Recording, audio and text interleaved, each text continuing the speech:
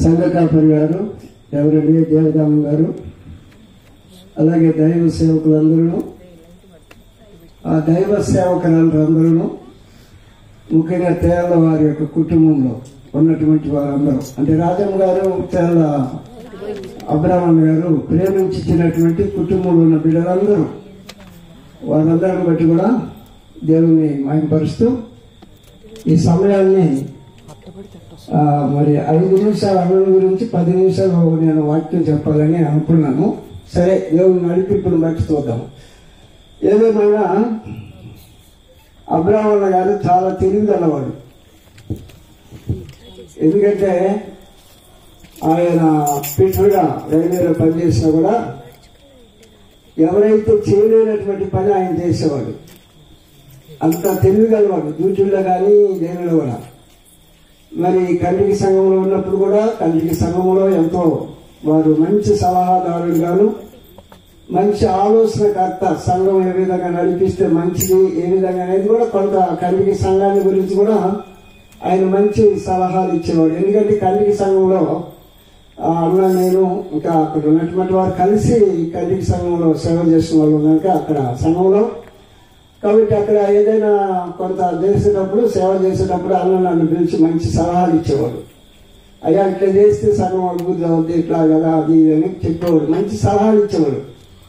ఆ మంచి సలహాలు ఇచ్చే అన్నగారు అబ్రహ్మణ్ గారు లేకుండా ఉండడం, అది సంఘానికి కానీ మాలాంటి దైవ సేవలు ముందుకు సాగేవారికి కానీ అలాగే కుటుంబాలకు కానీ లేని లోటు చాలా లోటుగానే ఉంటున్నది.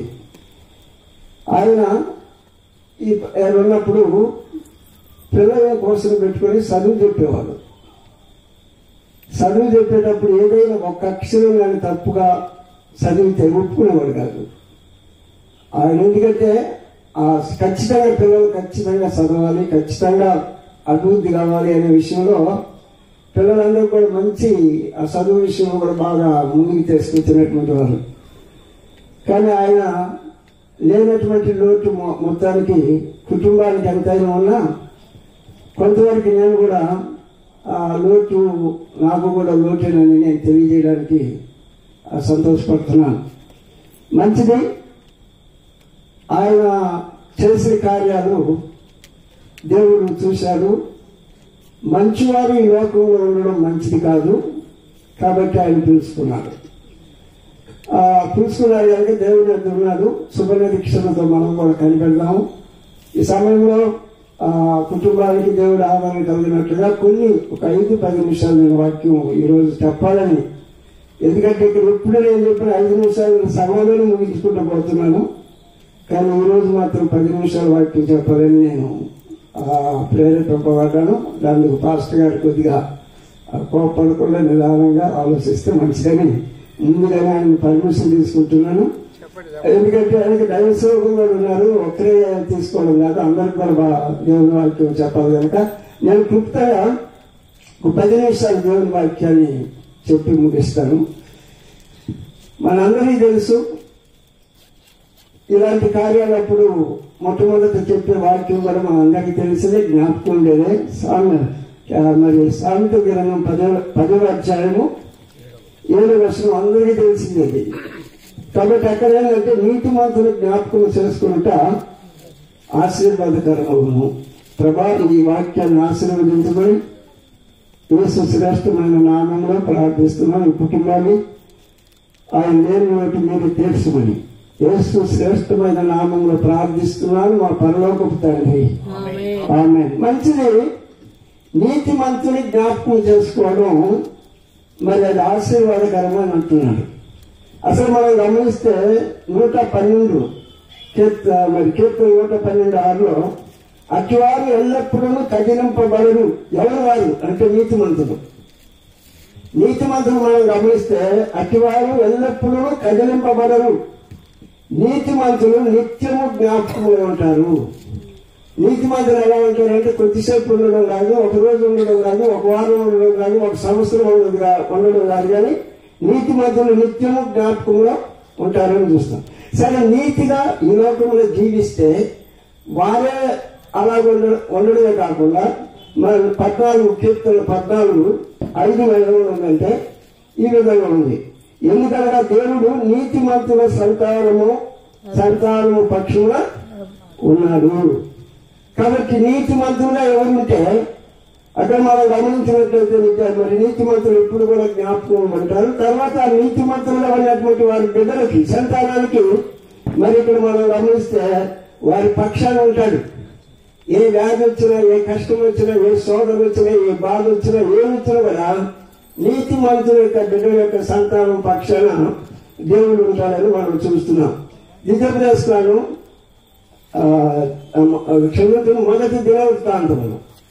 మొదటి దినవృత్తాంతములు మనం గమనిస్తే 29వ అధ్యాయం 15వ వచనాన్ని మనం చూద్దాం.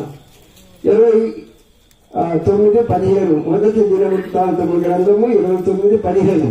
మా పితరులందరి వలనే మేమును నీ సన్నిధిని అతిథులమును పరదేశములనై ఉన్నాము. మా భూనివాస కాలము నీడ ఎంత స్థిరముగా ఉన్నవాడు. కాబట్టి మా పితరులందరూ మనందరూ ఒక రోజు పోవాలనేది దేవుని వాక్యం సెలవుస్తుంది. మనం పుట్టాము, ఏ రోజైనా గిట్టాలి. అందుకని దేవుని వాక్యంలో మనకి సెలవుచ్చేది ఏంటంటే నా పితరులందరూ వల్లే మేము నీ సన్నిధికి మరి ఉన్నాము. ఎలా ఉన్నామంటే అతిథులు గాను పరదేశులు గాను ఉన్నాము. ఈ లోకం స్థిరమైనది కాదు, స్థిరమైన లోకం దేవుని యొక్క లోకం అనేది మనం చూస్తున్నాం. తర్వాత ఈ రోజున అంశం ఏంటంటే విజయంలో మరణము మృంగివేయబడను అనే అంశము. అది నేను ముందు చెప్పాల్సింది, చెప్పలేదు, ఎందుకంటే సాక్ష్యంలో పోయింది. విజయంలో మరణము మృంగివేయబడిందని మనం చూస్తుంటున్నాం. చూడండి, మరి యెషయా గ్రంథం 25వ అధ్యాయంలో 8వ వచనాన్ని మనం గమనిద్దాం. యెషయా గ్రంథం 25:8 మరెన్నడూ ఉండకుండా మరణమును ఆయన మింగివేయును. ప్రభువైన యెహోవా ప్రతివాని ముఖము మీది బాష్పబిందును తుడిసివేయును. భూమిని దాని తన జనుల నిందను తీసివేయును. ఇలాగ జరగని యెహోవా సెలవిస్తున్నాడు. అందులో చెప్పాలనుకుంటే సమయం లేదు, నేను 10 నిమిషాలని అడిగాను కనుక ఆ వాక్యం సజీవం కాబట్టి మీకు అర్థమైపోతుందని నేను ముందుకు తాగుతున్నాను. ఇదే విధంగా పాత నిబంధనలో రాయబడి ఉంది.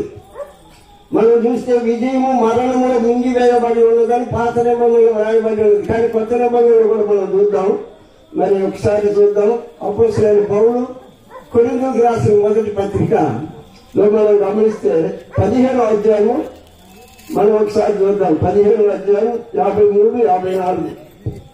క్షయమైన ఈ శరీరము అక్షయతను ధరించుకోవలసి ఉన్నది, మర్త్యమైన ఈ శరీరము అమర్త్యతను ధరించుకోవలసి ఉన్నది. ఈ క్షయమైనది అక్షయతను ధరించుకున్నప్పుడు ఈ మర్త్యమైన అమర్త్యతను ధరించుకున్నప్పుడు విజయమందు మరణము మింగివేయబడినది రాయబడి. కాబట్టి మరణము వలన మరి విజయం వలన మరణాన్ని మింగివేయబడినట్టుగా మనం చూస్తూ ఉంటున్నాం. తర్వాత ప్రకటన గ్రంథంలో 20వ అధ్యాయము 12వ వచనంలో వాక్యాన్ని చదివే ఏదో ఏం చెప్పుకోవడం వరకు జ్ఞాపకం చేసి వదిలేస్తాం. ప్రకటన గ్రంథం 20వ అధ్యాయం 12వ వచనం. మరియు గొప్పవారేమి కొద్దివారేమి మృతులైన వారందరూ ఆ సింహాసనం ఎదుట నిలవబడి ఉండుట చూస్తేనే అప్పుడు గ్రంథము విప్పబడను. మరియు జీవగ్రంథము కాదు వేరొక గ్రంథము విప్పబడను. ఆ గ్రంథముల యందు వ్రాయబడిన వాటిని బట్టి తమ క్రియల చొప్పున మృతులు తీర్పు పొందుతారు.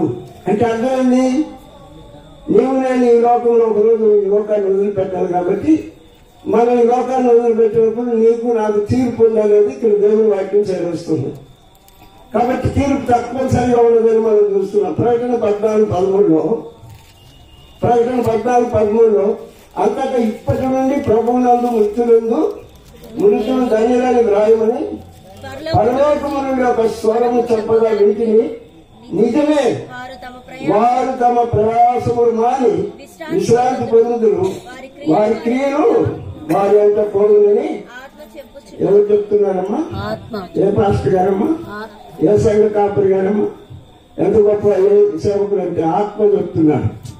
పరిశుద్ధాత్మ దేవుడు ఏమంటున్నాడంటే మన కిన్నీలు మన వెంట పోతాయి. కాబట్టి ప్రతి దానిలో మనం గమనిస్తే అలాగే ప్రకటన 24లో ఆయన వారి కన్నుల ప్రతి భాషలో బిందువును తుడిచివేయు, మరణము ఇక ఉండదు, దుఃఖమైనను ఏర్పైనను వేదనైనను ఇక ఉండదు, మొదటి సంగతులు గతించిపోయానని సింహాసనంలో వచ్చిన గొప్ప స్వరం. పరలోకములు అనేటువంటి సింహాసనం నుంచి చిన్న స్వరం కాదు, గొప్ప స్వరం వచ్చినటువంటి ప్రకటన 21లో మనం చూద్దాం. 5 నిమిషాలు నేను ముగిస్తాను. ప్రకటన 21, 26, 27. జనములు తమ మహిమను ఘనతను దానిలోనికి తీసుకుని వచ్చేదారు. ఈ లోకాన్ని విడిచిన తర్వాత పరలోకానికి పోయేటప్పుడు ప్రియమైన వాళ్ళారా మహిమను ఘనతను దానిలోనికి తీసుకొని పోయేంత విశ్వాసం మనం ఉందా? ఏం తీసుకొని పోవాలి మనం? పరలోకానికి పోయేటప్పుడు ఏం తీసుకొని పోవాలంటే మహిమ ఘనత తీసుకొని పోవాలంటే తీసుకొని పోయే స్థితిలో ఉన్నాం. కొన్ని ఆత్మలైనా రక్షించే స్థితిలో మనం జీవిస్తున్నాం అనేది కూడా మనం చూడాల్సిన వారంగా ఉంటున్నాం. తర్వాత ఇక్కడ మనం చూస్తే ఇంకేమైనా రాస్తుందంటే కొన్ని మాటలు 27 గొర్రె పిల్ల యొక్క జీవ గ్రంథమందు వ్రాయబడిన వారే దానిలో ప్రవేశింతురు గాని నిషిద్ధమైనది ఏదైనా అసహ్యమైనది అబద్ధమైన దానిని జరిగించు వారెవరు దానిలోనికి ప్రవేశించు. కాబట్టి జీవ గ్రంథంలో రాయబడి ఉంటాయి. మనం ఎక్కడ ఏం మాట్లాడుతున్నామో, ఎక్కడ జీవిస్తున్నామో, ఏం చేస్తున్నామో ప్రతి దానికి ప్రతి విషయానికి జీవ గ్రంథంలో రాయబడుతున్నది. కాబట్టి మనం జీవ గ్రంథంలో రాయబడే ప్రతి మాట మన దేవుని యొక్క తీర్పు ఉందనే విషయాన్ని మనం గ్రహించుకుని ఈ లోకంలో మనం జీవించాలనేది మనం చూస్తూ ఉంటున్నాం. అలాగే ఇంకా 2-3 విషయాలు చెప్పి నేను ముగిస్తాను. చూస్తే కీర్తన 16:6 ఈ లోకాన్ని విడిచిన తర్వాత నిజంగా దైవజనులు యేసు ప్రభువు నమ్మినటువంటి వారి యొక్క హోదాలు ఆధిక్యతలు వారు ఎక్కడ ఉంటారు, ఏ విధంగా ఉంటారు అనేది యేసు ప్రభువు నమ్మిన వారే, నమ్మని వారి విషయం కాదు. ఇక్కడ ఏమంటున్నారు? కీర్తన 16:6 మనోహర స్థలంలో నాకు పాలు కాపించను, శ్రేష్టమైన స్వాస్థ్యం నాకు లభించింది. ఇది దేవుణ్ణి నమ్మితే ఆ మనోహరమైన స్థలంలో ఉంటాం. కొరింథీయులకు రాసిన మొదటి పత్రికలో మనం గమనిద్దాం. 15వ అధ్యాయం 42 నుంచి 44 దాకా చదివి దేవుని వాక్యాన్ని ముగించడానికి ప్రయత్నం చేద్దాం. కొరింథీయులకు రాసిన మొదటి పత్రిక 15వ అధ్యాయం 42, 44. మృతుల పునరుద్ధానమును అలాగే శరీరము క్షయమైనదిగా విత్తబడి అక్షయమైనదిగా లేపబడును, ఘనహీనమైనదిగా విత్తబడి మహిమగలదిగా లేపబడును, బలహీనమైనదిగా విత్తబడి బలమైనదిగా లేపబడును. కాబట్టి ప్రకృతి సంబంధమైన శరీరముగా విత్తబడి ఆత్మ సంబంధమైన శరీరముగా లేపబడును. ప్రకృతి సంబంధమైన శరీరం ఉన్నది కనుక ఆత్మ సంబంధమైన శరీరం. కాబట్టి ఇక్కడ మనం గమనిస్తే ఇక్కడ బలహీనమైనది మన శరీరం బ్రతుకున్నటువంటి మన శరీరం ఎలాంటిదంటే వాక్యం ఏమని చెప్తుందంటే ఏమన్నా బలహీనమైనది, తర్వాత ప్రకృతి సంబంధమైనది, తర్వాత శరీర క్షయమైన శరీరం. ఇది బతికుంటే మనం క్రీస్తునామం కానీ క్రీస్తునామం ఎదిరిస్తే ఇక్కడ ఏమంటాడు? పాస్టర్ మనం ప్రార్థన చేస్తూ ఆ మాట ఆ వాక్యాన్ని వాడారు. ఆ పిలుపులకు రాసిన పత్రికలో 3వ అధ్యాయం 20-21 పిలుపులకు రాసిన పత్రిక 3వ అధ్యాయం 20-21 మన పౌరస్థితి పరలోకమందు ఉన్నది, అక్కడ నుండి ప్రభువైన యేసుక్రీస్తును రక్షకుని నిమిత్తము కనిపెట్టుకుని ఉన్నాము. 21వ వచనంలో సమస్తమును తనకు లోపరుచుకుని దాని శక్తిని బట్టి ఆయన మన దీన శరీరమును తన మహిమల శరీరములకు సమరూపము గలదానిగా చేస్తాడు. కాబట్టి మనం బ్రతుకునే రోజులు మనం ఎలా ఉంటామని చూస్తే ఘనహీనమైన శరీరంతో ఉంటాం, ఆ ప్రకృతి సంబంధమైన శరీరంతో ఉంటాం, క్షయమైన శరీరంలో ఉంటాం. ఎప్పుడైతే ప్రభువు నన్ను మనం ఏదైతే అక్కడ అంటాడు, ఆయన మన దీన శరీరమును తన మహిమ గల శరీరములకు మారుస్తాడు. కాబట్టి ఇవన్నీ కూడా మన యేసు ప్రభువు నమ్మితే మనకుండే ఆరోగ్యతలు అక్కడ ఎలా ఉంటాం, మన బతికున్న దేహం శరీరం ఎలాంటిది అనేది కూడా మనం వరుసగా చూసాం. కానీ వివరంగా చెప్పడానికి సమయం లేదు కనుక నేను వాక్యంలో పోలేదు. రోమ 14:8 చదువుకున్నాం. రోమ 14:8 మనం బ్రతికినాము ప్రభు కోసమే. ఇప్పుడు మనం బ్రతుకున్నాం ఎందుకని? మంచి మంచి బిర్యానీ తిన్నాక, ఫ్లైట్ లో దేశాలు తిరిగినాక. దేవుడికి మనం బతుకున్నాము. ఎందుకు దేవుడు నేను బతికిస్తున్నాడు? దేవుడు ఎందుకు మనల్ని బతికిస్తున్నాడంటే మనం బ్రతికినాము ప్రభు కోసమే బ్రతుకుతున్నాము, చనిపోయినాను ప్రభు కోసమే చనిపోతున్నాము. కాబట్టి మనము బ్రతికినాను చనిపోయినాను అలాంటి జీవితం నీకు ఉండాలి. నీకంటే నాకు అందరికీ ఉండాలి. యేసు ప్రభు నమ్మిన వాళ్ళందరూ కూడా ఉండాలి. కొరింథీయులకు రాసిన పత్రిక 5:15 కొరింథీయులకు రాసినటువంటి 5:15 జీవించు వారికి మీదట బ్రతుకున్నాం కదా మనం, జీవించు వారికి మీదట నీ కొరకు గాక తమ కొరకు గాక తమ నిమిత్తము మృతి పొంది తిరిగి లేచిన వారి కొరకే జీవించుటకు ఆయన అందరి కొరకు ఏమయ్యాడు? యేసయ్య అందరి కొరకు మృతి పొందాడు. మృతి పొందాడని నిత్యం. కాబట్టి ఆఖరి వచనం జరిగింది ముగిస్తాను. అపోస్తలుడైన పౌలు తెస్సలోనికీయులకు రాసిన మొదటి పత్రికలో మరి మనం చూస్తే 4:14 మనకు తెలిసిన పరిచయం వాక్యమేది ఒకసారి గుర్తు చేసి నేను ముగిస్తాను. ఈ కుటుంబానికి ఈ సమయానికి ఈ యొక్క జ్ఞాపకాలకు కూడికకు కావాల్సినటువంటి వాక్యాలను జ్ఞాపకం చేసి కుటుంబానికి నేను ఈ వాక్యంతో ముగించబోతున్నాను.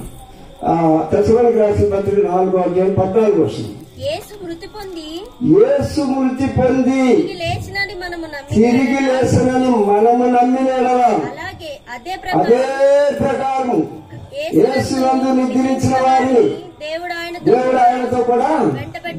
కాబట్టి దేవుడు ఆయన నిద్రించాడు. అబ్రాహ్మణ్ గారు దేవుడు ఆయన వెంట పెట్టుకుని రాబోతాడు ఒకరోజు.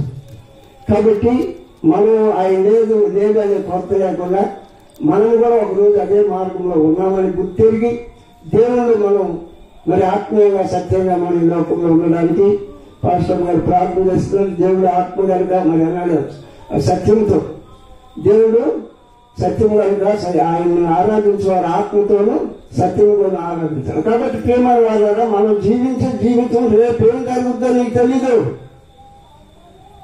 ఇక్కడ నుండి సరిగా ఇంటికి పోవడమో లేదో తెలీదు.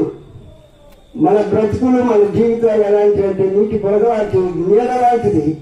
ఇలాంటి జీవితం కలిగిన మనము అన్నైతే శుభ్రంగా దేవుడి కృపలో దేవుడి సన్నిధిలో ఆయన చేరాలని శుభ నిరీక్షణతో ఆలోచిస్తూ విశ్వసిస్తున్నాం. మనం కూడా ఒక రోజు ఉండి ఎంతైనా ఉండి నీకు ఏమైనా ఉండి ఏదైనా ఏ విధంగానూ ఉండి ఒకరోజు పరలోకానికి చేరాలంటే మనం ఈ లోకంలో ప్రభు కొరకు జీవించాలని మరి అన్నగారు ఇచ్చినటువంటి కుటుంబంలోని మీరందరికీ ఈ వాక్యం ద్వారా ఒకరిని ఒకరు ఆదరించుకొని దేవుడు ఆదరించినట్టుగా దేవుడికి మహిమ కలుగుతుంది. అలాగే ఈ సమయాన్ని ఇచ్చాను, ఇది ఎక్కువ అయిపోయింది. లోపల కోపడ్డా బయటపడద్దు. ఏదేమైనా ఈ సమయం ఇచ్చినటువంటి పాస్టర్ గారికి వందనాలు తెలియజేస్తూ నేను ముగిస్తున్నాను. కుటుంబానికి కూడా వందనాలు తెలియజేస్తూ ముగిస్తున్నాను. దేవుని నామ స్తోత్రాలు. ప్రార్థన చేసుకుందాం. మన మధ్యలో ఉన్న ఐజక్ పాస్టర్ గారు ప్రార్థనలు నడిపిస్తారు. తదుపరి కార్యక్రమం ప్రార్థన చేసుకున్నాం.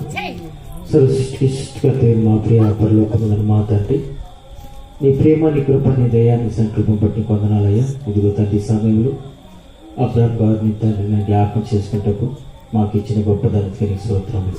ఇదిగో తండ్రి నాయన 22 సంవత్సరాలు గతించిపోయి నాయన ఇదిగో 23వ సంవత్సరంలోకి ఆయన తండ్రిని జ్ఞాపకార్థం తండ్రి నాయన మేము జ్ఞాపకం చేసుకుంటూ ఇచ్చిన గొప్ప ధనకి స్తోత్రములు. నీతిమంతులు జ్ఞాపకం చేసి ఎంతో మేలు, ఎంతో మనోహరం చెప్పిన వాక్యాన్ని బట్టి వందనములు. అదేవిధంగా నీ దాసుడు ఆయన అబ్రాహం పెద్ద ఆయన జ్ఞాపకం చేసుకుంటే సాక్ష్యం ద్వారా నీతిమంతుల ద్వారా అదేవిధంగా నాయన ఏ విధంగా ఈ భూమి మీద ఉన్నప్పుడు ఆయన మా జీవితాల్లో నాయన ఏ విధంగా నడిచినప్పుడు ఈ క్రియలు ఏ విధంగా ఆ పరలోక రాజ్యానికి వెళ్తాయని పౌలు గారు చెప్పిన రీతిగా అవును తండ్రి నాయన మేము చేసిన ప్రతి ఒక్కటి ఆ పరలోక రాజ్యానికి వెళ్తే ఇక్కడ తీర్పు జరుగుతుందని ఈ దాసుల ద్వారా తను చెప్పిన వాక్యాన్ని బట్టి వందనములు.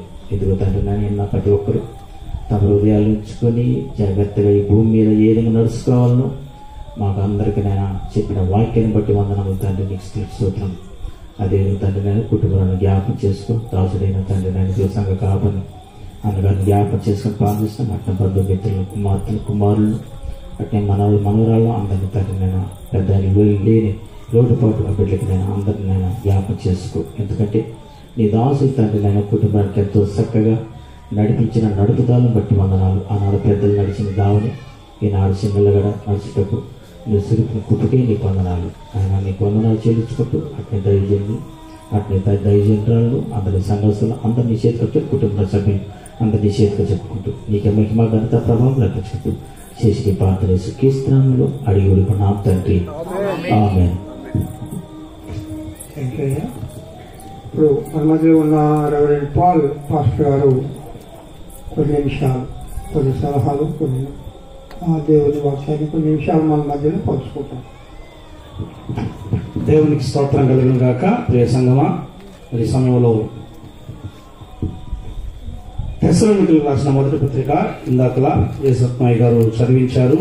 అందులో అనగా మొదటి పత్రిక 4వ అధ్యాయం 18వ వచనంలో వ్రాయబడిన మాటను మనం జ్ఞాపకం చేసుకుందాం. కాబట్టి మీరు ఈ మాటల చేత ఒకరినొకడు ఆదరించుకున్నది. ఏ మాటల చేత అంటే ఆ 13వ వచనం నుంచి 17వ వచనం వరకు యేసు ప్రభు యొక్క రాకడ రాబోతుంది, రహస్య రాకడ. ఆ మధ్యాకాశంలోనికి యేసు ప్రభు వచ్చినప్పుడు భూమి మీద ప్రభు అయిన యేసుక్రీస్తునందు విశ్వాసం నుంచి జీవిస్తున్న వారు క్రీస్తునందు మృతి చెందితే బ్రతికుండే మనకంటే వారే ముందు ప్రభువుని ఎదుర్కోవడానికి లేస్తారు. ఆ తర్వాత సజీవులమై ఉండే మనం ఎవరమైతే యేసుక్రీస్తునందు విశ్వాసం ఉండి ప్రభు కొరకు జీవిస్తూ ఆయన రాకడ కోసం ఎదురు చూస్తూ ఉంటామో వారు ఎత్తబడతాము. అయితే క్రీస్తునందు నిద్రించిన వారి గురించి మనం వాక్యం బోధించిన అవసరం లేదు. ఎందుకంటే వారికి మనం ఎంత చెప్పినా ఇప్పుడు వినేటువంటి స్థితిలో వారు ఉండరు, లేరు, వారికి అవకాశమే లేదు. బ్రతికుండే వారికే మనం వాక్యాన్ని చెప్పవచ్చు, లేక వాక్యాన్ని మనం కూడా స్మరణకు తెచ్చుకోవచ్చు. అందుకని మనం బ్రతికుండగానే దేవుని మాటలను మనం స్మరణకు తెచ్చుకుంటూ లేక జ్ఞాపకం చేసుకుంటూ దేవుని మాటల చేత మనం ఆదరించబడే వారిగా ఉండాలి.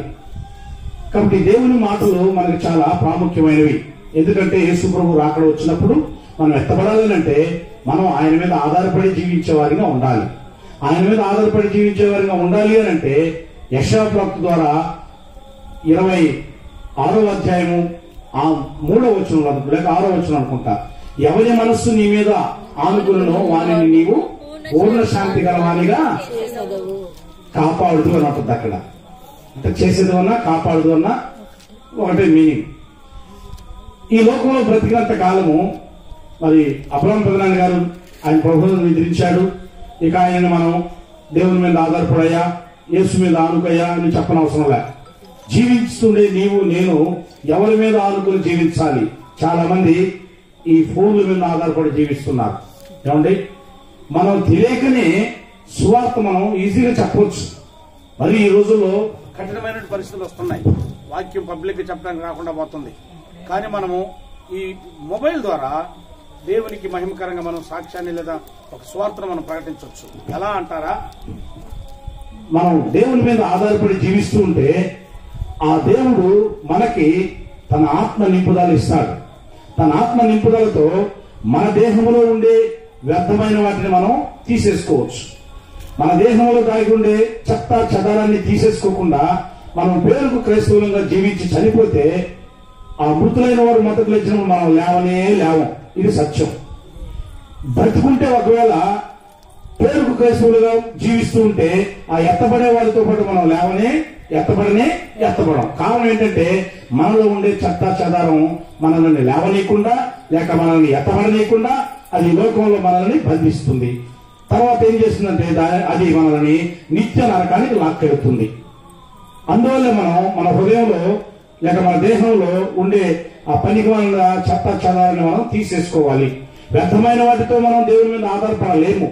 ఆధారపడినట్టు నటించొచ్చేమో కానీ అది దేవునికి ప్రీతికరంగా ఉండదు. అయితే మనం ఏం చేయాలి అంటే మన హృదయంలో ఉన్నటువంటి వ్యర్థమైన వాటిని మనం తీసేసుకోవాలి. ఆ వ్యర్థమైనవి ఏమి అంటే మార్కు సువార్తికుడు అంటాడు 7వ అధ్యాయం 21 నుంచి అక్కడ ఇంచుమించు 13 రకాల దుర్గుణాలు ఉన్నాయి, 13 రకాల చెత్త పదార్థాలు ఉన్నాయి, లేక 13 రకాల చెత్త క్రియలు ఉన్నాయి. అవన్నీ మనం ఒక్కొక్కటిగా తీసేసుకుంటూ ఉంటే తప్పక యేసు ప్రభు రాకడ వచ్చినప్పుడు మనం ఎత్తబడతాం. ఒకవేళ ఈ లోపల మనం ప్రభు పిలుపు పొందుకొని మృతి చెందితే అబ్రహాం పెదనాన్న గారు లాంటి వాళ్ళతో పాటు మనం కూడా లేస్తాం ప్రేమ దేవుడు. కాబట్టి ఆ చెత్త చెదాన్ని మనం తీసేసుకోవాలి. ఈ వాక్యానుసరమైన చెత్త చెదాలతో పాటు లోక సంబంధమైనటువంటి మనకు తెలిసినవి కొన్ని ఉన్నాయి. మనం తినే ఆహారం, ఇప్పుడు ఉదాహరణకి మంచి భోజనం పెడుతున్నారు అన్నోళ్ళు, పెదనాయన కుమారులు కుమార్తెలు అందరూ. ఆ భోజనంలో చెత్త ఉంటుంది కొన్ని. ఆ చెత్త ఏంటో చాలా మంది తెలుసు. ఏమంటే మిరపకాయ తొక్కులు, లేకపోతే లవంగా మొగ్గలు ఇవన్నీ మనం తినలేము. అవి తీసి పక్కన పెడతాం. టమాటా తొక్కులు ఇవన్నీ పక్కన పెడతాం. అవి కూడా తినొచ్చుగా, అవి కూడా అందులో వేసి ఉడికించినాక ఎందుకు తినం అంటే మనకు జాగ్రత్తలు తెలుసు. అవి తింటే గ్యాస్ ట్రబుల్ వస్తుంది, అవి తింటే కడుపులో మంట వస్తుంది, అందుకని వాటిని పక్కన పెడతాం. అంటే ఈ పనికిమాలిన దేహాన్ని మనం కాపాడుకోవటం కోసం ఈ చెత్త చెదలని లోపలికి పోలేకుండా బయట పెట్టేస్తాం. అయితే ఈ దేహంతో కాదు మనం దేవుని మీద ఆధారపడాల్సింది.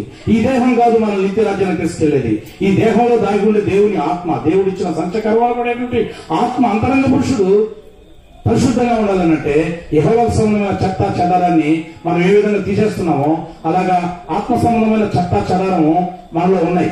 అవి మార్కు సువార్త 7వ అధ్యాయం 21వ వచనంలో రాయబడిన రీతిగా వాటిని మనం తీసేసుకోవడానికి ప్రయత్నం చేసుకోవాలి. మరి ముఖ్యంగా దేవుని మీద ఆధారపడితే ఇతరులకు మనం మాదిరికరంగా ఉండాలి.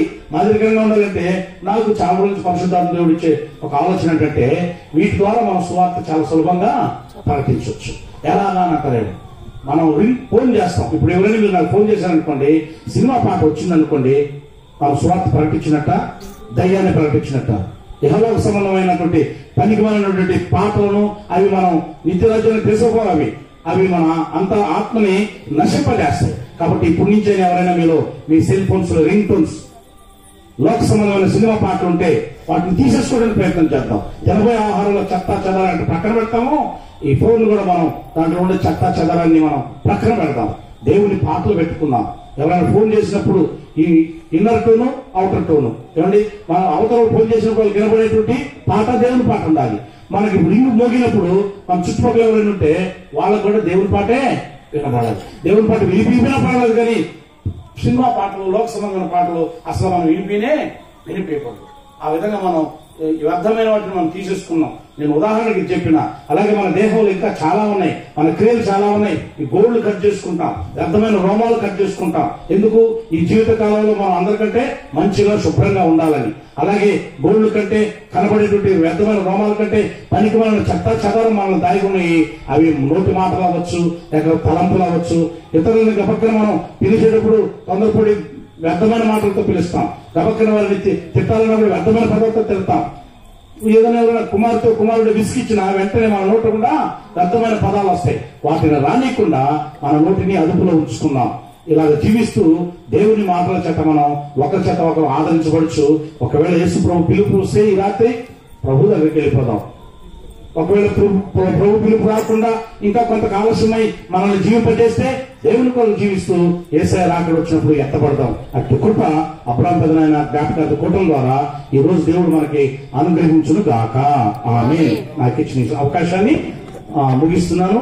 మరి పాస్టర్ రెవరెండ్ దేవానంద అయ్యగారికి నా ప్రత్యేకమైన వందనాలు తెలియజేస్తున్నా. కుటుంబీకులకు కూడా నా ప్రత్యేకమైనటువంటి వందనాలు తెలియజేస్తున్నాను.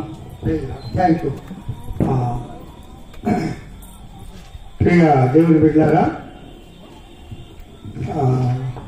దైవజనులు యేసురత్నమయ్య గారు అలాగే పాలయ్య గారు, వారు చాలా సీనియర్ దైవజనులు. బైబిల్ అంతా వచ్చిన మొత్తం చెప్పగలరు. వాళ్ళ ముందు నేను చాలా చెప్పండి. కానీ ఇలా చిరంజీవి ప్రభాకరు పలావ్ చేశాడు మనకి, మంచి పలావే. అది ఎంత తినాలి అంత తింటే జీర్ణం అవుతుంది, కానీ ఆమెను పెడితే జీర్ణం అవుతుంది. అంటే వాళ్ళు చెప్పిన తప్ప వాళ్ళని అడాలి. వాళ్ళు చాలా తక్కువ సమయంలోనే దేవుని వాక్యం చెప్పారు. నాలో ఉన్న జ్ఞానమంతా మీ దగ్గర ప్రదర్శించాలి అంటే అది సమయానుకూలంగా కాదు అని నేను ఒక దైవజనుడుగా మీకు చెప్తా ఉన్నా. కుటుంబంలో ఎవరైనా ఒక్కరు అబ్రహాం గారి గురించి మాట్లాడే అవకాశం లాస్ట్లో ఇస్తాను. ఎందుకంటే రికార్డు అవుతా ఉంది కాబట్టి మధ్యలో మీ డిస్టర్బెన్స్ ఉండకూడదు. అది షెపర్డ్ మినిస్ట్రీలో ఆన్లైన్లో ఉంటుంది కాబట్టి దైవ సేవకులకు మాత్రమే అవకాశం ఇస్తున్నాను. మనమందరము ఒక్క 2 నిమిషాలు పైకి లేచి నిలబడదాం అందరం. ఎందుకంటే చాలాసేపు కూర్చున్నారు. మిమ్మల్ని ఎక్కువసేపు నేను కూడా విసిగించాను. సమయానుకూలంగానే ముగించేద్దాం. అందరం పైకి లేచి నిలబడి మనం ఇప్పుడు ఎందుకు వచ్చామో ఈ కూడికని ఏమంటాము? ఆదరణ కూడిక అని, జ్ఞాపకార్థ కూడిక అని అంటాం.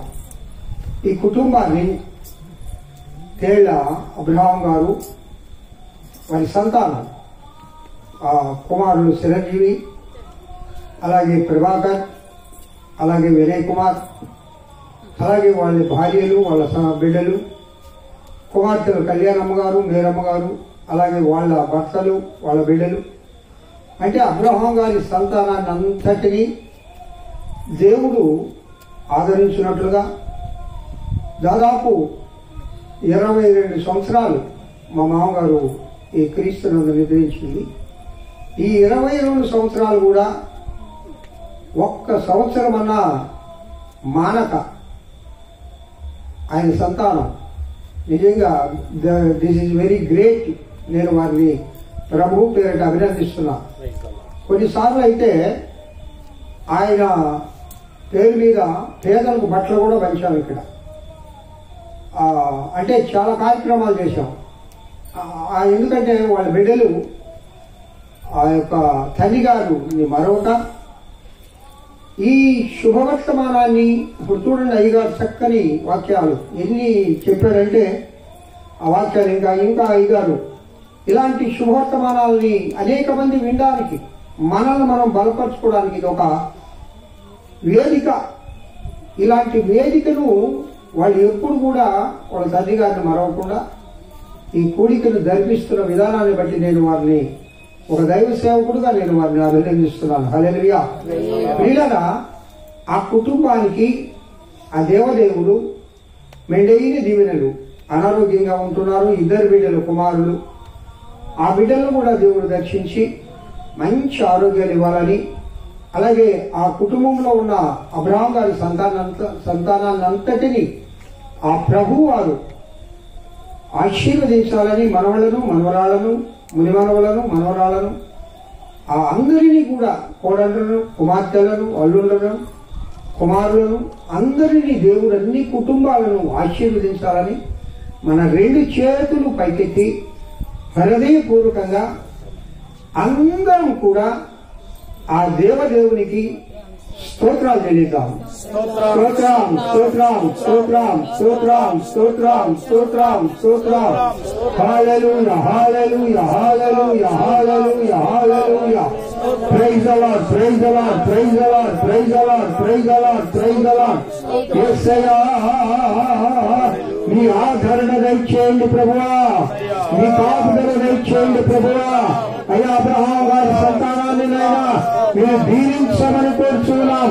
మేము సంఘముగా అయ్యా ఇక్కడ కూడిన దైవజనులుగా, దైవజనురాండ్రుగా అయ్యా ప్రతి ఒక్కరునైనా ఇదిగో తల్లి విజ్ఞాపన చేస్తూ ఉన్నాం, ప్రార్థన చేస్తూ ఉన్నాం. అయ్యా, ఈ బిడ్డలను వారి సంతానాన్ని మీరు ఆశీర్వదించాలని కోరుతున్నాం. అయ్యా, అనారోగ్యంగా ఉంటున్న కుమారులు 2 యేసు క్రీస్తు నామములో స్వస్థపరచమని కోరుతున్నాం.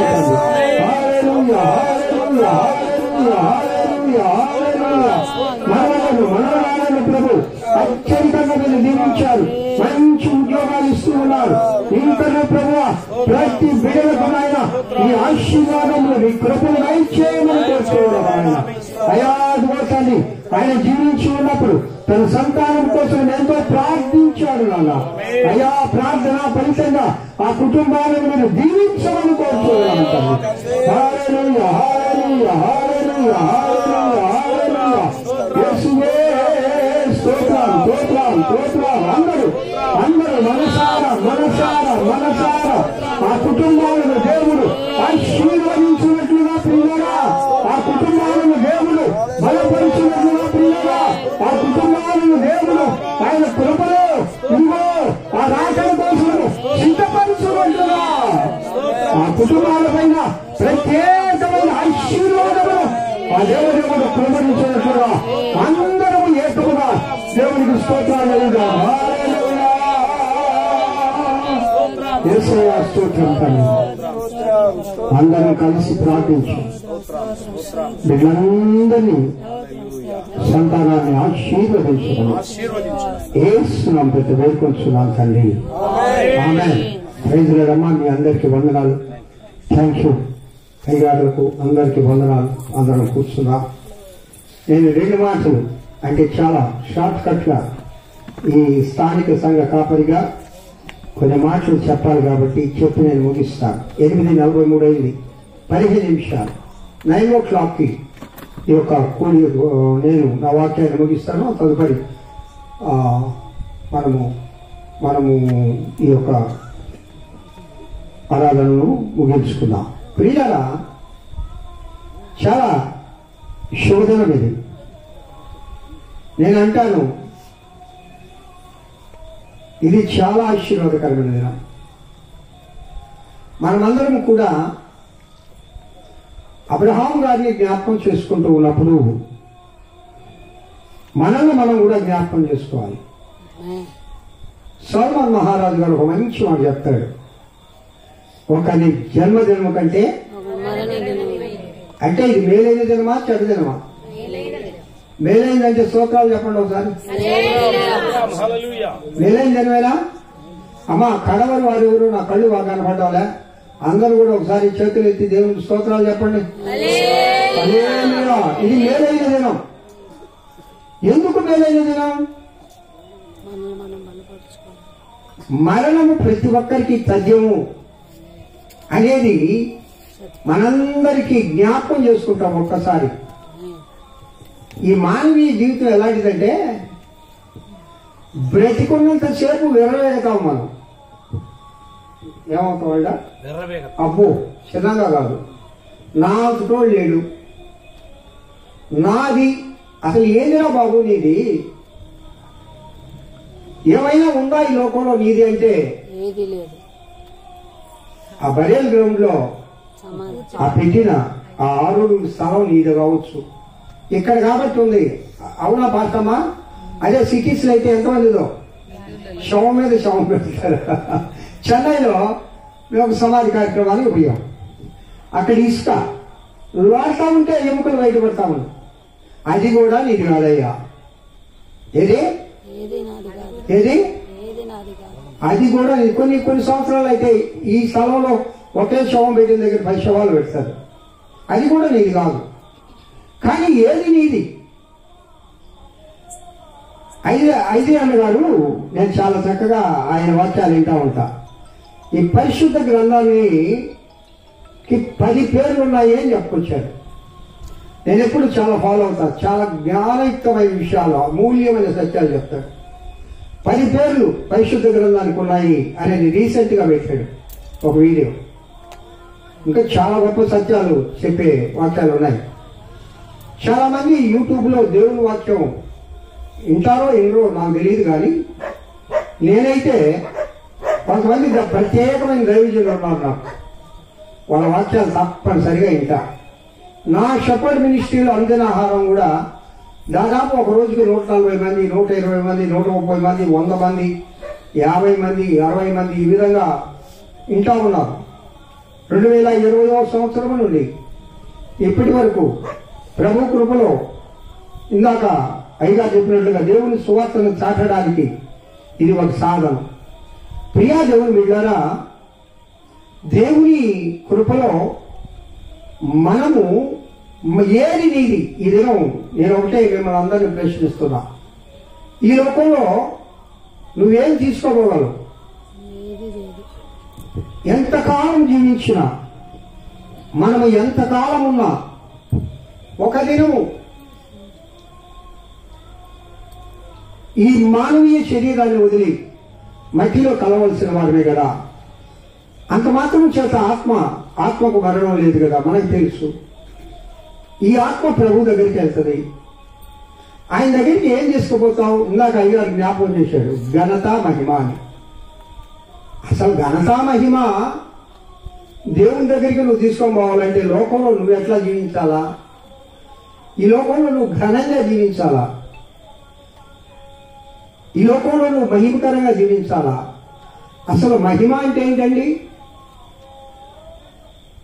ఎవరు మహిమ శరీరంగా మార్చబడి మధ్యాకాశాన్ని కొనుగోబడతారు? దేవుని ఆత్మచేత ఎందరైతే నడిపింపబడతారో వారు మాత్రమే మహిమ శరీరం దాలుస్తారు.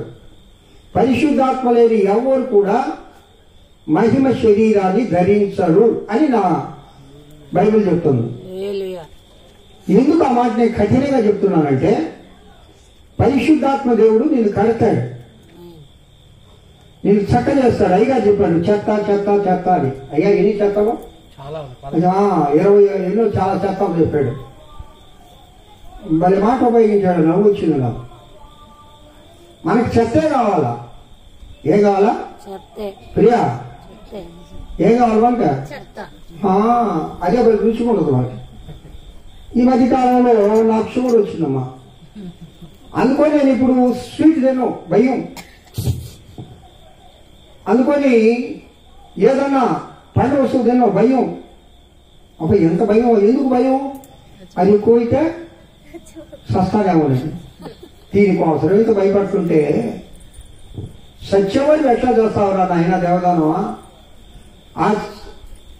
ఆ ప్రభు మహిమలో నువ్వు చేరాలంటే నీలో ఉన్న ఈ శారీరక కార్యాలు నువ్వు తీసేసుకోవాలి కదా అని ఆత్మదేవుడు మాట్లాడుతూ ఉన్నాడు నాతోనూ మీతోనూ. అవి తీసేసుకోవడానికి మనం ప్రయత్నం ఏమైనా చేస్తున్నామా? నాకు ఐజీ పాస్టర్ గారు ఒక వాక్యం చెబుతూ, అసలు పరలోక రాజ్యం ఎవరు పోతారు అని అన్నారు. పరిపూర్ణులు పరలోక రాజ్యం పోతారు అన్నారు. మరి ఎవరైనా పరిపూర్ణులు? ఎవరు పరిపూర్ణులు? పరిపూర్ణత ఇప్పుడు అట్లా అనుకుంటే క్రీస్తులను నిర్ణయించారని చెప్తారు మా మామగారు. సరే, ఆయన క్యారెక్టర్ బాగానే ఉంది. ఒక మంచి తాగుబోతూ మరణిస్తే ఇట్లా టై గారు నాలాంటి పాస్టర్ గారు ఏమని చెప్తామన్నా? చెప్పండి అయ్యా, క్రీస్తులను నిర్ణయించారని చెప్ప. అయ్యో బాబు ఎంత ఘోరం. చెప్పబట్టి మళ్ళా మమ్మల్ని వాళ్ళు పిలవరు. అవునా కాదా? దైవజనులకు చెప్పండి. నువ్వు నిజమైన దైవజనుడు అయితే ఆ మాట చెప్పకూడదు. చెప్పకూడదు. ముఖం మాటం లేని దైవం జనులుగా మనం జీవించాలి. ఏం పిలవకపోతే పిలిచేవాళ్ళు చాలా మంది ఉన్నారు. ఎక్కడా బాబు క్రీస్తులను నిర్ణయించింది నువ్వు? సరే, దాన్ని అట్లా వదిలేండి. పరిపూర్ణత చనిపోయేంత వరకు ఎవరు మరి పరలోక రాజ్యం ఎవరు పోతారు అని అంటే, అయ్యగారు ఒక మంచి వర్డింగ్ చెప్పారు నాకు. బ్రదర్, పరిపూర్ణత సాధించడానికి ప్రయత్నం చేస్తూ ఉండాలి మనం. అదే చెప్పండి ఒకసారి, మళ్ళా ఇంకోసారి చెప్పండి. ప్రయత్నం చేస్తూ ఉండాలా. అనుదినము మనల్ని మనము మార్పు చేసుకోవాలి అనే ఆశ ఉండాలి మనసులో. ఒక కోరిక ఉండాలా. అరే, నాలో ఈ గుణం ఉంది, నేను తీసేసుకోవాలి. ఇదిగో నాలో ఇంకా ఈ శరీర కార్యం ఉంది, నేను తీసేసుకోవాలి. నేను ఇంకా ఈ విధంగా జీవిస్తూ ఉన్నాను, నేను తీసేసుకోవాలి. ఆ కోరిక నుండి దాన్ని ఒక్కొక్కటిగా తీసేసుకుంటూ రావాలి. సరే, ఆ విధంగా నువ్వు ఆ కొమ్మను నరికేసుకుంటా వచ్చేటప్పుడు నీ మొదలే ఉండిపోయిందనుకో, అప్పుడేందయ్యా నువ్వు వెళ్తావా పరలోక రాజ్యం అంటే, ప్రభు అట మన ఆత్మను చూస్తాడట. అయ్యగా చెప్పిన మాట చెప్తున్నా ప్రియులారా, దేవుని వాక్యంలో కూడా ఉండాలి. ప్రభు మన ఆత్మను చూస్తాడు. అసలు ఆ బిడ్డ ప్రయత్నం చేస్తున్నాడా పరిశుద్ధులుగా మారడానికి, మహిమ శరీరం పొందడానికి? ఆ ప్రయత్నం ఎవరు చేస్తారంటే పరిశుద్ధాత్మ దేవుడు చేయిస్తాడు. నీకై నువ్వు చేస్తే ఏ ఒక్క కొమ్మను కూడా నీలో ఉన్న దాన్ని నువ్వు నరికేసుకోలేవు, తీసేసుకోలేవు. ఆత్మదేవుడు ఏం చేస్తాడంటే నిన్ను పరిపూర్ణంగా చేస్తాడు. అనుదినము నీ గురించి మునుగులతోనూ చెప్పనాలవి కాని ఆ యొక్క గూఢమైన మాటలతోనూ ఆ ఆత్మదేవుడు నీ గురించి ప్రార్థిస్తాడట. ఎప్పుడు ఆయన నువ్వు పొంది ఉన్నప్పుడు నిన్ను పరిపూర్ణంగా చేయడానికి పరిశుద్ధాత్మదేవుడు పనిచేస్తూ ఉంటాడు.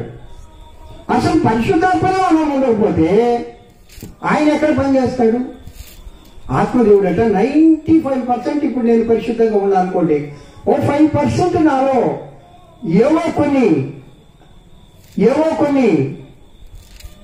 చిన్న చిన్న సులభంగా చుక్కులు పెట్టే చిన్న అవిధేయతలు నాలో ఉంటే ఆత్మదేవుడు వాటిని పరిపూర్ణం చేస్తాడట. అల్లు చెప్పండి. అయ్యగా చెప్పిన మాట అనుభవపూర్వకంగా. మరి ఎవరు పోతారా? ఎవరైనా పరిపూర్ణ లోకాలంటే అబ్రహాము దగ్గర నుంచి తీసుకున్నామండి. అబ్రహాము, ఇస్సాకు, యాకోబు, యోసేపు, అలాగే వచ్చేద్దాం దావీదు, సల్మాను, అలాగే సంసోను, ఆ పాత నిబంధన గ్రంథంలో ఉన్న ఈ భక్తులైన పరిపూర్ణుల వాళ్ళలో ఒక్కొక్కరిలో ఒక బలహీనత లేదా? మరి వాళ్ళు ఆ ప్రభు రాజ్యంలో రేపు ఉంటారా ఉండరా? చెప్పండమ్మా. అబ్రహాం గారిని చూస్తావాడా?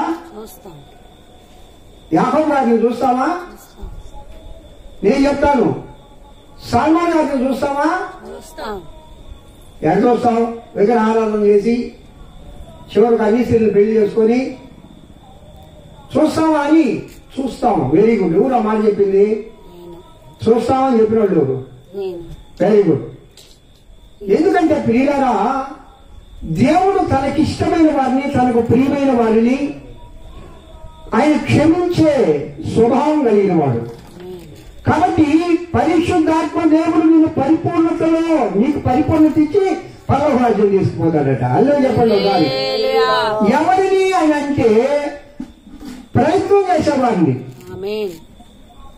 నేను పరిశుద్ధంగా జీవించాలి, నేను పరిశుద్ధంగా ఉండాలి, నేను ఆత్మదేవుడు చెప్పినట్టుగా నడవాలి. మనము ఒక నిరీక్షణ మనకుంది ఈ లోకంలో, నిత్య జీవము, నిత్య రాజ్యము, అది సంతోష రాజ్యము. ఆ నిత్య జీవము, నిత్యము దేవునితో సహవాసం చేయాలంటే ఈ లోకంలో తాత్కాలికమైన ఈ లోకంలో నువ్వేం చేయాలంటే నిత్య రాజ్యంలో జరగడానికి ప్రయత్నం చేస్తూ ఉండాలా. అదే చెప్పండి ఒకసారి. ఎక్కడ వేసిన కొండలు అక్కడే, పాడిందే పాడరా, పాచిపడదా సరి. నేను బాప్తిసం తీసుకున్నాను, అప్పటి నుంచి ఇప్పుడు కూడా ఇట్టే ఉండా. ఏమన్నా పెరిగిందా నేను విశ్వాసము? ఏమన్నా పెరిగిందా నేను పరిశుద్ధత? ఏమన్నా పరిపూర్ణత సాధించడానికి నువ్వు ప్రయత్నం చేస్తూ ఉన్నావా? ఏమన్నా మార్పు ఉందా నీ జీవితంలో? పోయిన సంవత్సరానికి ఈ సంవత్సరానికి, పోయిన సంవత్సరం ఇదే జన్మలో మా మామవారి జ్ఞాపకార్థ కూడికలో మనం మాట్లాడుకున్నాం, ఇప్పుడు మాట్లాడుకుంటున్నాం. అప్పటికి ఇప్పటికీ సంవత్సర కాలంలో నేను కొంత మారాను. నా పరువు కోసము నేను అర్ధగంట ప్రార్థన చేసేవాడిని, గంట చేస్తున్నాను. నేను ఇదిగో అప్పుడు బహు కోపంగా ఉండేవాడిని, ఇప్పుడు చాలా కోపాన్ని తగ్గించుకున్నా. అప్పుడు నేను అందరినీ ద్వేషించేవాడిని. ఎప్పుడు విషయంలో గుసగుసలే ఒకరి గురించి, ఎప్పుడు గురించి ద్వేషాలే. ఎంతకాలం బతుకుతావు లోకంలో? ఎంతకాలం బ్రతుకుతావు లోకంలో? ఎందుకు ఒకరిని ద్వేషిస్తావు? ఎందుకు ఒకరిని దూషిస్తావు?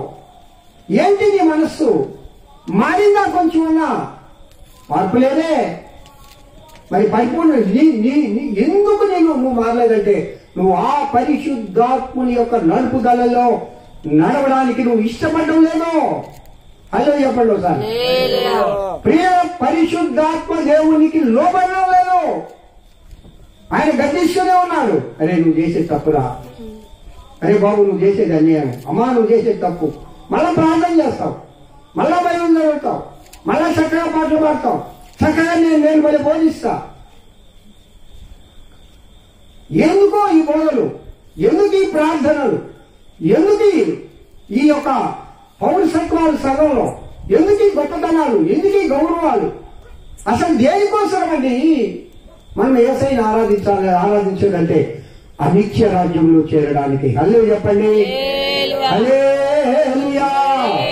ఆ నిత్య రాజ్యంలో చేరడానికి ఏం ప్రయత్నాలు చేస్తున్నావు? ఏమి మార్పు ఉంది ఈ జీవితంలో? ప్రియా దేవుని బిడ్డ, ఎవరిని దేవుడు ప్రేమిస్తాడంటే, ఎవరిని ఆత్మదేవుడు పరిశుద్ధాత్మలో పరిపూర్ణులుగా చేసి మహిమ శరీరంగా మార్చబడే శక్తిని ఇస్తాడంటే నువ్వు ప్రయత్నం చేయాలా? నువ్వు ఒక్కొక్కటి వదులుకోవాలి. అదే సంవత్సరానికి విశ్వాసంలో ప్రార్థనలో, ప్రవర్తనలో, మన నడవడికలో, మన మాటలో, మన చూపులో, మన తలంపులలో మార్పు రావాలి కదా. మార్పు లేని మానవా ఎన్నాళ్ళి జీవితం రోత జీవితం, ఎన్నాళ్ళి జీవితం. దేవుని బిడ్డారా, క్రైస్తవ్యం యొక్క నిరీక్షణ పరలోక రాజ్యం చేరడమే. ఎందుకు యేసయ్యను నమ్ముకున్నావు? ఎందుకు ఆరాధన చేస్తున్నావు? నిత్య రాజ్యంలో నేను చేరాలి, నా ప్రభుతో నేను ఉండాలి, ఈ మట్టి శరీరం మహిమ శరీరంగా మార్చబడాలి అనే నిరీక్షణ. అందుకంటాడు నిరీక్షణ లేని ఇతరుల వల్లే. నిరీక్షణ అంటే ఏంటి? నేను మహిమ శరీరంగా మార్చబడి నా పితరులను కలుసుకుంటాను. రేపు చిరంజీవి పోయి మా నాయన ఆడుండో, అబ్రాహం గారి ఆడుండో, అల్లహ రాజ్యంలో మేరమా మా నాయన ఆడుండో, మా అమ్మ ఆడుంది అంటే మీ అమ్మ మీ నాయన కనపడతారా? చెప్పు మేరమ్మా, నువ్వు పాటమ్మ కదా, నువ్వు టీచర్ అమ్మ కదా, నీ జ్ఞానం చెప్పు. అక్క చెప్పాక అక్కడ వాళ్ళ అమ్మ నాయన కనపడతారా? చాలా మంది చెప్తారు మీ సాయిని నువ్వు చూస్తావు, మీ తల్లిని నువ్వు చూస్తావు, మీ తల్లిని నువ్వు చూస్తావు. ఎందుకే అబద్ధాలు చెప్తారా? ఆ లోకంలో రక్త సంబంధాలు లేవురా నాయన. ఆ లోకంలో తల్లిదండ్రులు మా అమ్మ మా నాయన ఆడ కనపడరు. ఆడందరూ సమానమే. ఆడ పోయి మీ అమ్మని కలుసుకో, మీ నాయన కలుసుకో, కౌగులించుకో. యేసయ్యను కౌగులించుకోవాలి. హల్లెలూయా, హల్లెలూయా. మన అందరము నిత్యరాజ్యంలో సమానమే ప్రియులారా. మన పితరులను ప్రభు సన్నిధికి చేరుంటే మనం సంతోషిస్తాం. వారు చేరుంటారేమో కానీ నేను చేరతానా లేదా? What is I am? నేను నా పరిస్థితి, నేను నిత్య రాజ్యం కోసం ఎంత ప్రయత్నం చేస్తున్నాను? ప్రియగా పరిశుద్ధాత్మ దేవుడు నాలో చాలా బాధకరంగా ఈ ప్రేరణ మాటలు మీతో మాట్లాడమని నన్ను బలవంతం చేస్తూ ఉన్నాడు. ఎందుకనగా ఎంతకాలము ఒక నిరీక్షణ కలిగి మనం జీవించాలి. మనల్ని మనం మార్పు చేసుకోవడానికి ప్రయత్నం చేయలేయా బాబు. సంవత్సర కాలాలు గడిచిపోతూ ఉన్నాయి, నీ జీవితం గడిచిపోతుంది, ప్రభు రాకడ దగ్గర అవుతుంది, మన మరణం కూడా దగ్గరైపోతుంది. ఎంతకాలం నీ అసూయలు మానవు, నీ ద్వేషాలు మానవు, నీ కోపం మానవు, మళ్ళా అన్ని ప్రసంగాలే, అన్ని మాటలే, అన్ని వ్యవహారాలే. ఆత్మదేవుని దగ్గర నువ్వు పరిశీలన చేసుకుంటే మార్పు లేని మానవుడుగా మనం జీవిస్తే మన నిరీక్షణ ఏంటి? ఆ ప్రభు దగ్గర మహిమ శరీరంగా మార్చబడతావా మనం? ఒకవేళ 5% ప్రభు ఆ ఆత్మదేవుడు ఆయన కృపని తీసుకెళ్ళిపోతాడట. అసలు 95% వచ్చావా మనం? మార్పు చెందండి ప్రియులారా. దినములు బహు వేగంగా గడిచిపోతున్నాయి. అసలు రాబోయే సంవత్సరంలో ఏం జరుగుతుందో మనకు తెలియదు.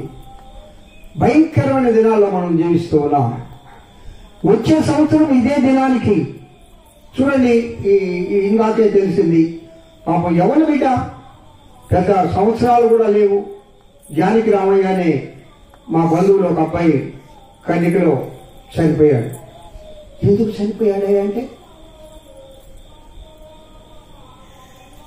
చెప్పలేం కదా, ఏదేనమో కానీ ప్రభు నీకు ఇంకా కూడా ఆయుష్ ఇచ్చాడు. ఎందుకో తెలుసా?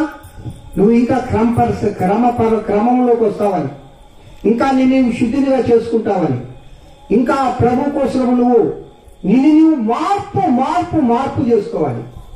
ప్రియా దేవుని బిడ్డారా, నేను ముగిస్తూ ఉన్నా. ఒక్కసారి మన హృదయాలను మనం పరిశీలన చేసుకుందాం. ప్రభువా, అయ్యా నాలో పరిపూర్ణత ఇవ్వు ప్రభు. పరిపూర్ణులు మాత్రమే ప్రభు సన్నిధికి వెళ్తారండి, అది గుర్తుపెట్టుకోండి. పరిపూర్ణత లేకుండా ప్రభు సన్నిధికి వెళ్ళాం. పరిపూర్ణత అంటే చెత్తంతా తీసేసుకోవాలి, ప్రయత్నం చేస్తూ ఉండాలి. సంవత్సరానికన్నా మార్పు లేకుండా పోయిన సంవత్సరం ఎట్టుండేవో ఈ సంవత్సరం కూడా అదే ఉంటే, పోయిన సంవత్సరం నీ విశ్వాసం బరువు ఎంత, తూకం ఎంత, పోయిన సంవత్సరం నీ ప్రార్థన టైం ఎంత, పోయిన సంవత్సరం ప్రభువులో నువ్వు ఎంత గడిపావు, సేవలో నువ్వు ఎంత కష్టపడుతూ ఉన్నావు, ఎంతమందికి దేవుని సువార్త చెప్తూ ఉన్నావు. అసలు ఒకరికి చెప్పడం కాదు, నీలో నువ్వు మాట్లాడుకుంటున్నావా? నేను చెప్తాను, నాలో దావీదయ్యా ఎప్పుడు కూడా ఆయనతో ఆయన మాట్లాడుకుంటాడు. ఆయన కేసులు జరిగినప్పుడు, అవునా కదా గారు? నా ప్రాణమా యెహోవాను అంటే చిరంజీవి యెహోవాను స్తుతించని నాలాంటి చెప్తాడు. మేరమ్మా దేవుని స్తుతించు. అయ్యా ప్రభాకర్ బాబా నీకు నువ్వు చెప్పుకోరా ఆయన. మనకు మనం చెప్పుకోం. ఎవరైతే వారికి వారు బోధ చేసుకుంటారో పరమ బోధకుడైన ఆ ప్రభు దగ్గరగా మనం చేస్తాం. హల్లెలూయా, హల్లెలూయా. ప్రియా దేవుని బిడ్డలారా, ఈ మంచి సమయంలో, ఈ శుభకరమైన సమయంలో, ఈ ఆశీర్వాదకరమైన సమయంలో దేవుడు మనతో మాట్లాడే ఈ హెచ్చరికలు ఒక్కసారి గమనం చేసుకున్నాం. ఎంతవరకు నేను ప్రభు కోసం బ్రతకగలుగుతున్నాను? సమర్పణ. ఏమి సమర్పించుకుంటున్నావు? నీ ధనమో, నీ యొక్క డబ్బులో, బంగారమో, అవి ప్రభుకు అవసరం లేదండి. అవన్నీ దేవుడు నీకు ఇచ్చాడు. నేను ఇచ్చానయ్యా దశబాబు, ఏది నువ్వు ఇచ్చేది? దేవుడు నీకు ఇస్తే నువ్వు ఇస్తున్నావు. ఆ మాట అనగాకండి ఎప్పుడు. అసలు దశభాగాలు ఊళ్ళో చదివేదేదో విచిత్రంగా నాకు అసలు అర్థం కాదు. ఎడం చేతితో ఇస్తే కుడి చేతికి తెలియకూడదని దేవుడు వాక్యం చెప్తే నా పేరు చదవలేదే. విచిత్రమైన బోధలు బయలుదేరిపోయినాయి ప్రియులారా. ఏది ఏమైనా ఒక్కసారి మనల్ని మనం గమనం చేసుకొని, గత సంవత్సరానికి ఈ సంవత్సరానికి నాలో ఏ మార్పు వచ్చింది విశ్వాస జీవితంలో? నేను ఎంతవరకు దేవుళ్ళ గడపగలుగుతున్నాను? ఒక మార్పు అయితే వచ్చింది. ఏ మార్పు? పోయిన సంవత్సరం ఇల్లు లేదు, ఈ సంవత్సరం ఇల్లు కట్టుకున్నా. పోయిన సంవత్సరం ఉద్యోగం లేదు, ఈ సంవత్సరం నా బిడ్డలకు ఉద్యోగం వచ్చింది. పోయిన సంవత్సరం పెళ్లి కాల, నా బిడ్డలకు. దేవుడు ఆశీర్దిస్తున్నాడుగా, దేవుడిచ్చే కృపలు ఇస్తున్నాడుగా. మరి ఆత్మీయంగా ప్రభు కోసం నువ్వే ఇస్తున్నావు. ఎంతవరకు మనల్ని మనం నలగొట్టుకుంటూ ఉన్నాం. అందుకే అతడు అపుస్తలుడైన పౌలు గారంట ప్రతి దినము ఏమంటాడు అంటే అర్థమైంది, ఆయన పరిపూర్ణుడు అయినాడని ఏనాడు కూడా అపుస్తలుడైన పౌలు చెప్పలేదు.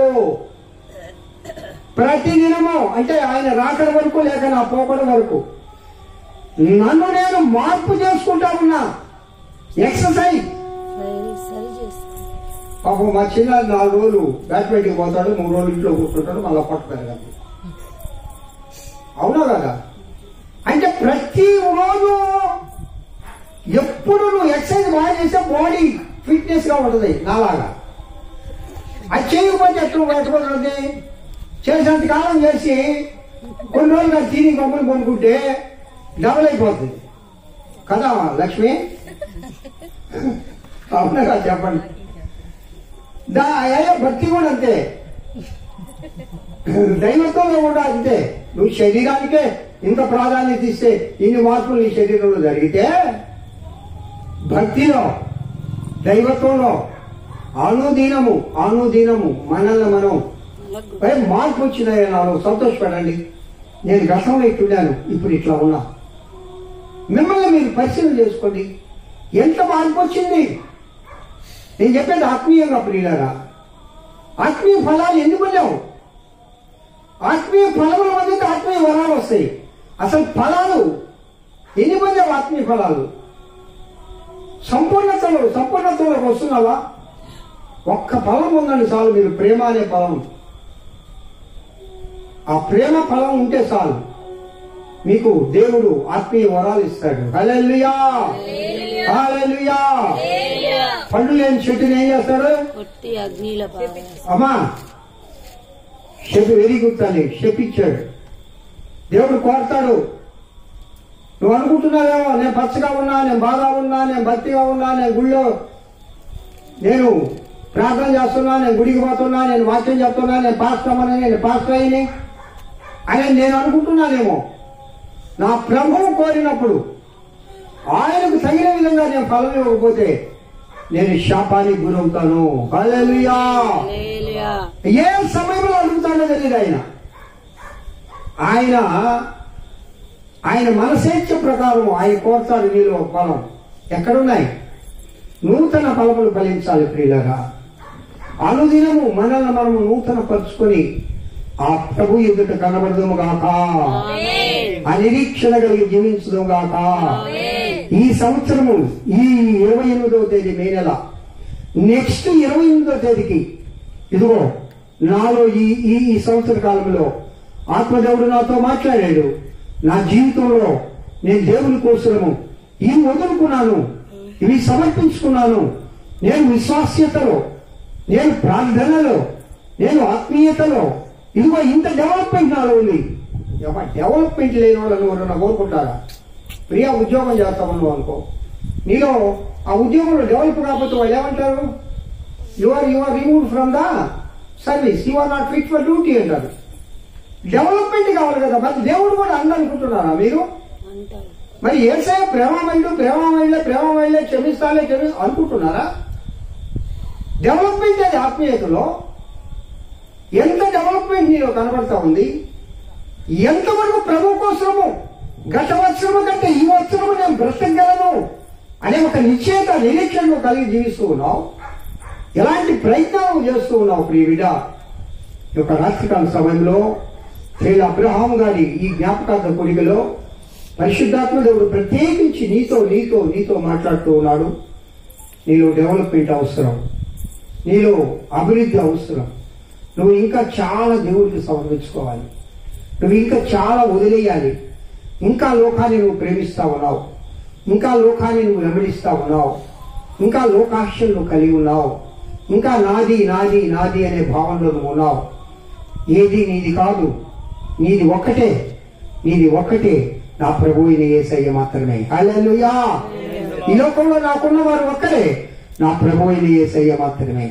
ఇదిగో ఆయన కోసమే నేను జీవిస్తాను, ఆయనే నాకు చాలు. ఈ లోకంలో యేసు ఉంటే చాలు, యేసు ఉంటే చాలు, యేసు ఉంటే చాలు. ఈ లోకంలో ఏది నాకు అవసరం లేదని ఆ భావన పరిశుద్ధాత్మ దేవుడు మనలో డెవలప్ చేయాలని, అలాంటి కృపలో మనము దేవునిలో పెరగాలని కోరుకుంటూ ఈ కొద్ది మాటలు నేను ముగిస్తున్నా. దేవుడు మిమ్మల్ని దీవించును గాక. స్తోత్ర. ప్రార్థన చేసుకుందాం ప్రియ దేవుని బిడ్డారా. మన మధ్యలో యూవి పాల్ పాస్టమ్మ గారు ఉన్నారా? పాల్ మిసెస్ వచ్చిందమ్మా. అమ్మ ప్రేయర్ చేయి తల్లి. ఆ తర్వాత కుటుంబీకులు ఎవరైనా ఒక్క 5 నిమిషాలు చెప్పండి.